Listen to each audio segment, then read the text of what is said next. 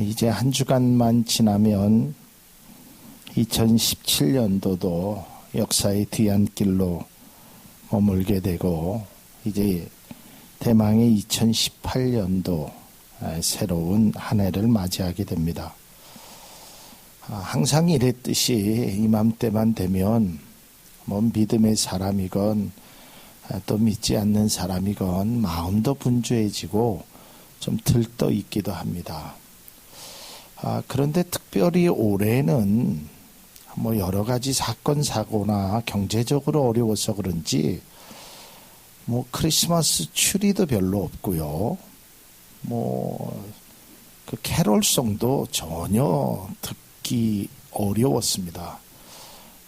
제가 거리를 이렇게 다녀보질 않아서 그랬는지 별로 그런 것도 없고, 교회들도 크리스마스 추리도 안 한 교회들도 많을 정도로 어찌 보면 조금 조용한 그러한 성탄을 만나게 되었습니다.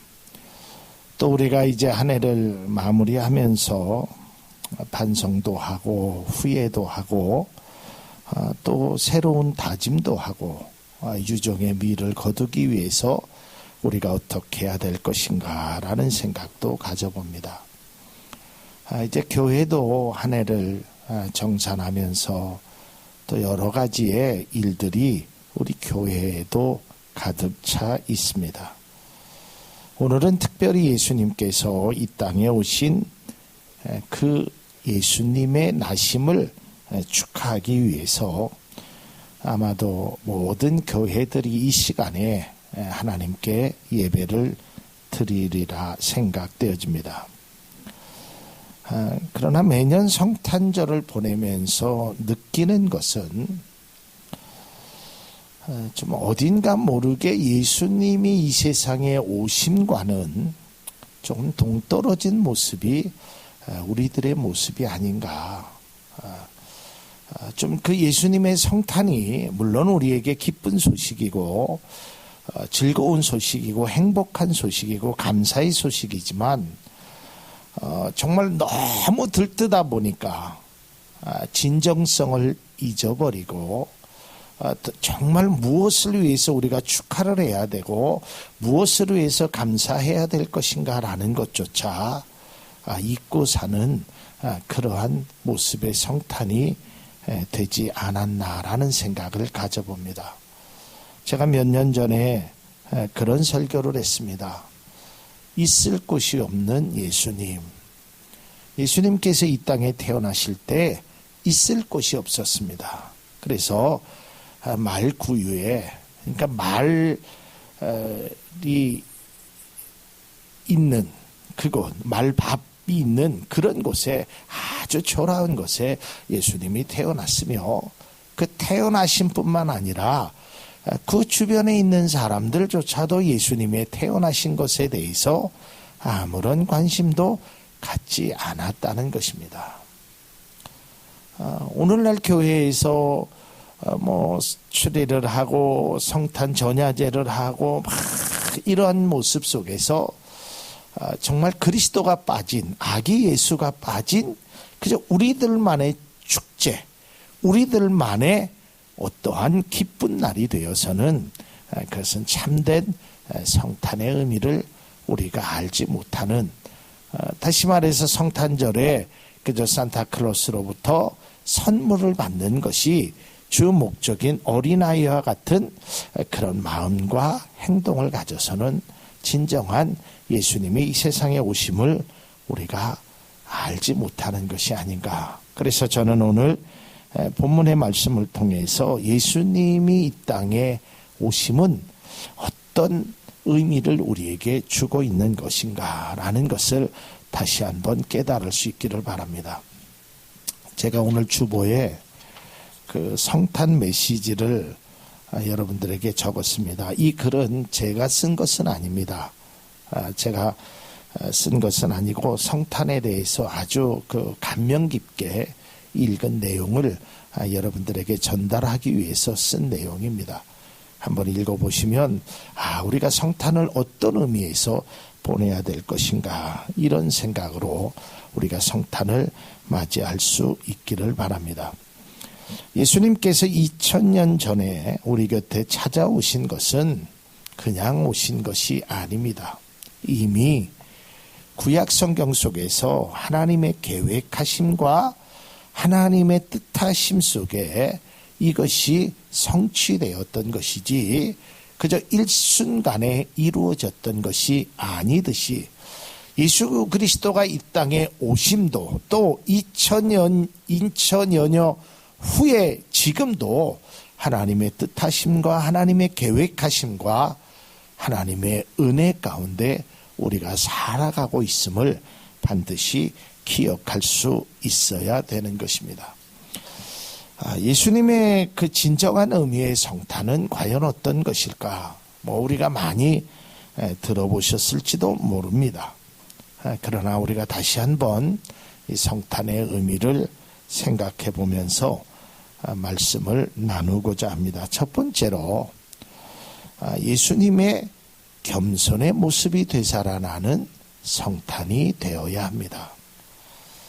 오늘 본문 빌립보서 2장 6절에서 7절까지의 말씀을 보면, 이는 근본 하나님의 본체시나 하나님과 동등됨을 취할 것으로 여기지 아니하시고 오히려 자기를 비워 종의 형체를 가지사 사람들과 같이 되셨고 라는 것입니다. 내가 이것을 할 수 있지만 오히려 내가 안 하는 것입니다. 내가 할 수 있는 능력도 있고 권리도 있고 충분히 그것을 할 수 있지만 오히려 다른 사람에게 그것을 양보하고 내가 낮아지는 것이 참 그리스도인들의 참된 모습이 되는 것입니다. 여러분, 이삭이 우물을 팠습니다. 물이 나왔습니다. 이때 그 주변에 있는 그 족속들이 와서 시비를 겁니다. 이 우물을 내놓으라고. 내가 고생해서 내가 하나님의 은혜로 물이 나왔지만, 내 거지만 이삭은 양보합니다. 오히려 그들에게 싸우려고 하는 그 종들을 만류하면서 우리가 다른 곳으로 가자. 주님은 이 땅에 만왕의 왕으로 오셨음에도 불구하고, 하나님의 아들임에도 불구하고 모든 것을 다 내려놓았다는 것입니다. 그리고 가장 낮은 곳에 임하신 겸손의 본을 보이셨다라는 것입니다. 제가 오늘 아침에 말씀을 묵상하는 가운데 이런 생각이 되었습니다. 물론 성경에 예수님이 있을 곳이 없어서 말구유에 계셨다고 성경은 기록하고 있습니다. 그렇다면 만일에 있을 곳이 있었다면 예수님은 어디에서 태어나셨을까? 아무리 화려하고 아무리 좋은 것이 있어도 하나님은 그곳으로 예수님을 태어나게 하지 않으셨을 거라는 마음의 생각이 듭니다. 없어서, 할 수 없어서 말구유에 태어나신 것이 아니라 할 수 있음에도, 있었어도 예수님은 아마도 그런 겸손의 모습을 잃지 않으셨을 거라는 것입니다. 우리가 이 성경 속에서 이 겸손이라는 것은 대단히 중요한 것입니다. 시편 149편 4절에도요, 여호와께서는 자기 백성을 기뻐하시며 겸손한 자를 구원으로 아름답게 하신다라고 기록되어 있습니다. 이사야서 29장 19절에도요, 겸손한 자에게 여호와로 말미암아 기쁨이 더하겠다. 여러분, 이런 말이 있죠. 칭찬은 고래도 춤을 추게 한다. 제가 여기에다가 겸손은 영혼을 움직이는 힘이 있다라는 글을 써봤습니다. 여러분, 이 겸손이라는 것이 우리가 조금 더 좀 깊이 있게 좀 알아야 되는 것이 그저 겸손의 모습을 말하는 것이 아닙니다. 예수님께서 뭐 말구유에서 태어나셨으니까 겸손, 그게 아닙니다.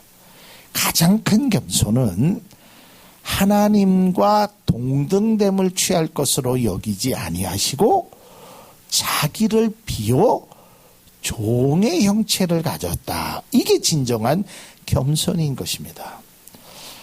여러분, 우리는 겸손의 말이나 겸손의 모습, 그것도 우리에게 필요합니다. 그러나 그 겸손의 말이나 겸손의 모습이 아닌 진정한 겸손의 삶을 우리가 믿음으로 보여주는 것이 참된 삶이라는 것을 다시 한번 기억할 수 있기를 바랍니다. 제가 아는 어떤 분의 그 재판석상에서 보았습니다. 판사 앞에서요, 얼마나 겸손한지 몰라요. 그리고 그 모습도요, 아주 낮은 자세로 아주 겸손한 모습을 보입니다. 근데 저는 그분의 실체를 알고 있었거든요. 제가 거기 뒤에서 그분이 판사 앞에서 아주 겸손한 모습과 겸손한 태도로 말을 하는 걸 보면서 뒤에서 좀 이런 표현을 쓰기는 뭐하지만 역겹더라고요. 요즘 급식체로 말하면 토할 것 같더라고요. 토 나오더라고요. 여러분, 만일에 하나님이 우리의 진정성을 보시고 우리의 겸손의 모습이나 우리의 겸손의 말을 보고 그 진정성 있는 겸손과 말을 하면 우리를 사랑하시고 우리를 기뻐하시는데, 이 겸손의 말과 겸손의 모습만 갖고 있으면 하나님이 얼마나 우리의 모습을 보시면 괴로울 것인가. 이사야에서의 말씀한 것처럼 너희들이 드린 제단, 제물에 나는 냄새도 맡기 싫다. 왜냐하면 그들의 마음은 하나님 앞에 드리고 싶은 마음이 하나님 앞에 겸손한 마음만 없고 모습만 있었다는 것입니다. 사랑하는 성도 여러분, 예수 그리스도의 겸손의 모습만 우리가 담는 것이 아니라 예수님의 마음을 담는 그러한 은혜가, 그러한 축복이, 그러한 삶의 태도가 우리에게 꼭 있어지기를 바랍니다. 오늘 성경 말씀을 잘 보면 5절에 먼저 이렇게 기록되어 있습니다. 너희 안에 이 마음을 품으라. 곧 그리스도 예수의 마음이다. 이런 마음, 진정성 있는 마음의 겸손을 드려야 되는 것이지, 그저 형식적으로 보여주는 것으로 그러한 모습을 갖는다고 해서 그것이 결코 바람직스럽지 못하다는 것입니다. 얼마 전에 우리가 살고 있는 지역에 큰 물난리가 났지 않습니까? 그래서 도의원 되시는 몇몇 분은 그 물난리 속에 해외로 나가서 아주 호된 질타를 받고 해외에서 돌아왔잖아요. 근데 어떤 정치하시는 분이 수해 지역을 아주 자기는 다른 것보다도 그거를 하겠다라고 왔습니다.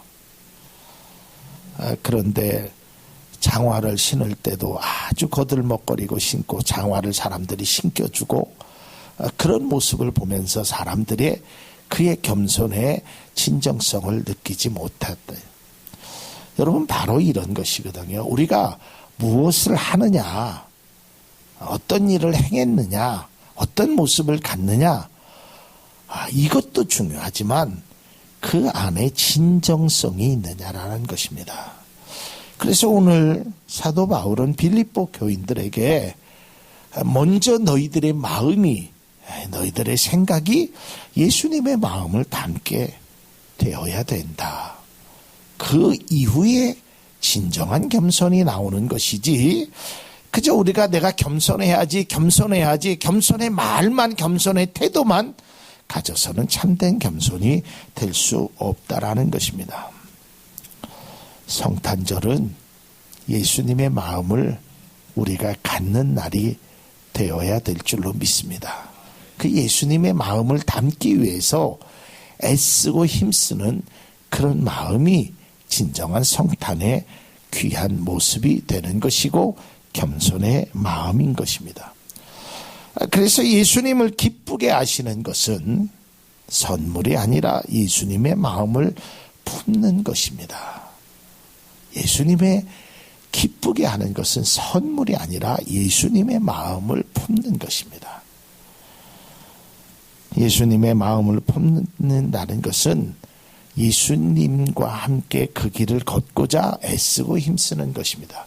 우리가 어떻게 예수님의 그 길을 다 갈 수 있겠습니까? 그러나 적어도 그 예수님이 행하신 그 성탄의 그 기쁨과 감격을 누린다면 우리가 그 길을 조금이라도 갈 수 있는 그런 믿음의 모습이 우리 가운데 있어야 되는 것입니다.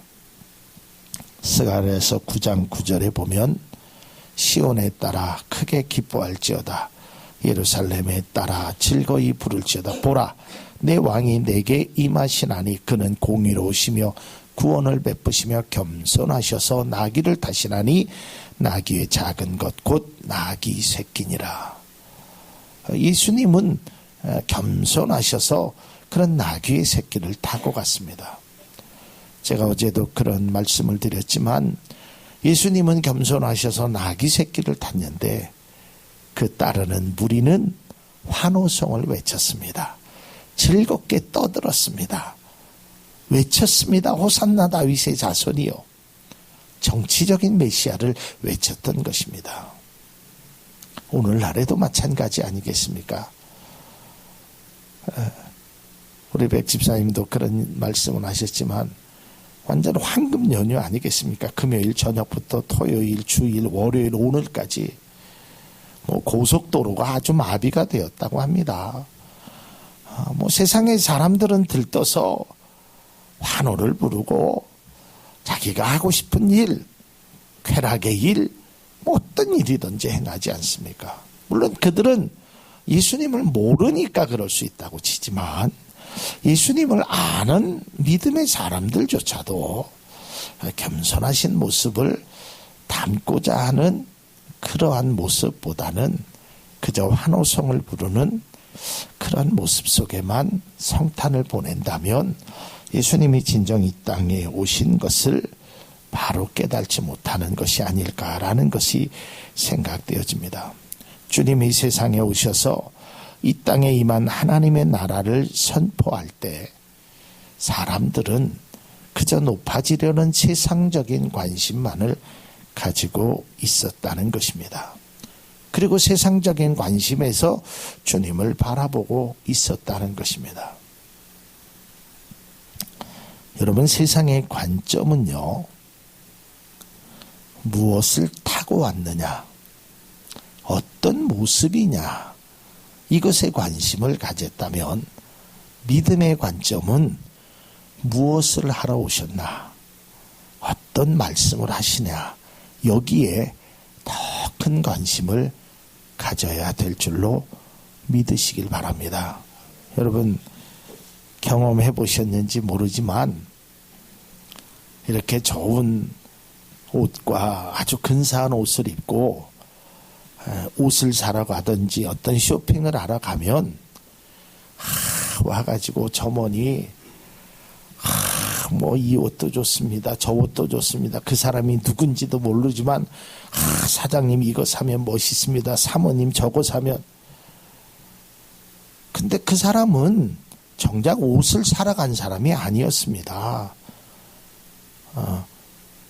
그 옷이 어떤가 보러 간 사람이라면 아무리 사장님 사모님을 찾아도 옷은 사지 않습니다.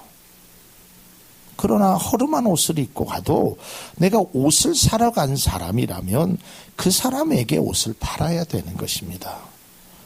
근데 우리는 겉모습 속에서 그 사람을 판단하고 겉모습 속에서 뭔가를 행하려고 하고 있다라는 것입니다. 무엇을 하고 오셨냐, 무엇을 하러 오셨는지 그것이 중심이 되어야 되지, 어떤 모습, 그저 말구유에 태어난 것만으로 우리는 겸손하다라고 생각하는 것은 예수님의 겸손의 의미를 축소하게 되는 것입니다.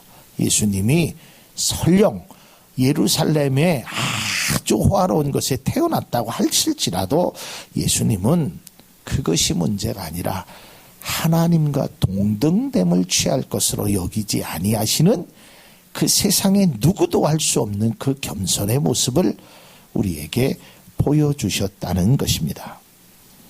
사랑하는 성도 여러분, 우리는 이 믿음의 관점으로 성탄을 바라볼 수 있어야 되는 것입니다.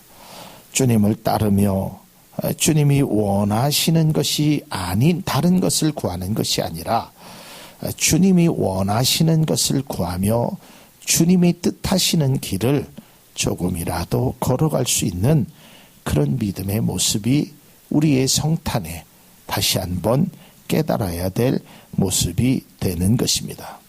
두 번째로는 바로 희생이라는 것입니다. 여러분, 이 겸손이요, 희생이 따르지 아니하면 진정한 겸손을 이룰 수 없습니다. 성탄절은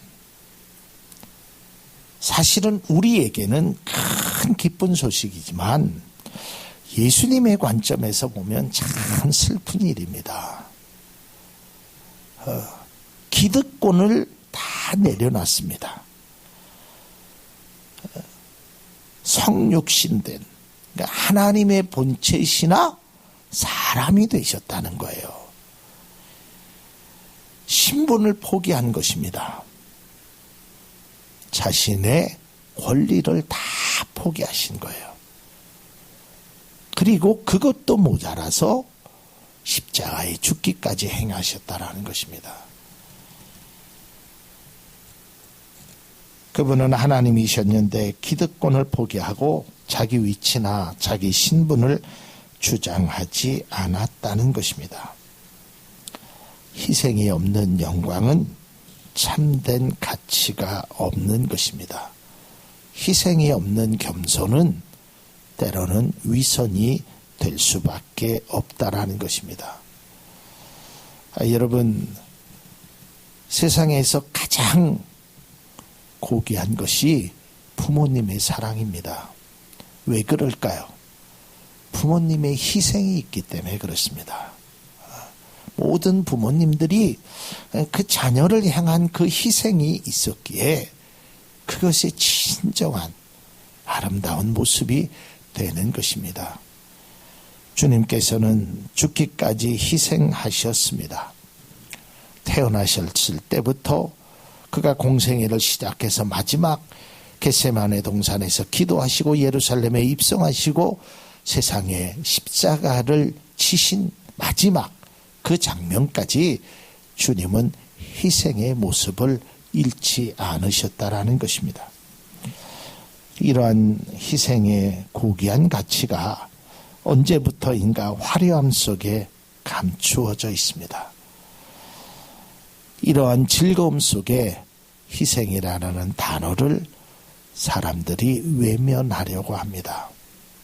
그러나 여러분, 희생이 없이는 이룰 수 없는 일들이 너무 많다라는 것을 우리는 깨달아야 됩니다. 그래서 이 즐거운 성탄이 즐거움만 우리에게 느끼는 것이 아니라 정말 주님이 걸어가신 그 길을 다시 한번 생각하면 거기에서 참된 기쁨과 참된 소망이 우리 가운데 있다라는 것을 다시 한번 깨닫는 귀한 성탄이 될 수 있기를 바랍니다. 그리고 주님의 마음을 우리가 담고 그 주님의 마음을 조금이라도 이해하며 그 주님과 함께 한 걸음이라도 주님과 더욱더 가까이 가고 주님의 마음에 합당한 그러한 성탄, 그것을 주님 앞에 드릴 수 있는 아름다운 모습이 우리 가운데 있어지기를 바랍니다. 바라기는 오늘의 성탄도 마찬가지지만 우리가 2018년도 내년도의 성탄은 우리의 모습이 지금보다는 조금 더 성숙한 믿음의 모습을 우리는 닮아가는 그런 믿음의 성도의 모습이 우리 가운데 있어지기를 주님의 이름으로 부탁을 드립니다. 여러분, 어렸을 때는요, 제 생일날이 왜 이렇게 기다렸는지 모릅니다. 왜냐하면 생일날 되면 선물을 받기 때문에 그 선물 때문에 생일이 아주 기다려지고 그날은 그렇게 즐거웠습니다. 근데 나중에 성숙하고 보니까 좀 잘하고 보니까 요즘 제가 매년 느끼는 제 생일 때는 이런 생각을 가집니다. 얼마나 더웠을까? 우리 엄마는 나를 낳느냐고 얼마나 힘들었을까? 제가 생일이 8월 달이다 보니까 얼마나 더운 날, 나를 낳느냐고 우리 엄마는 얼마나 힘들었을까? 이런 생각을 가져보게 됩니다. 우리도 마찬가지일 거, 모든 분들이 다 마찬가지라 생각되어집니다. 그저 어린아이가 산타크로스 할아버지에게 선물을 받는 그런 그 정도의 기쁨만이 아니라 예수님이 이 땅에 그 모든 것을 버리시고 나를 위하여 오신 그 주님을 생각하면서 그 감격과 그 기쁨을 참된 모습으로 누리는 아름다운 성탄이 되기를 주님의 이름으로 축복을 드립니다.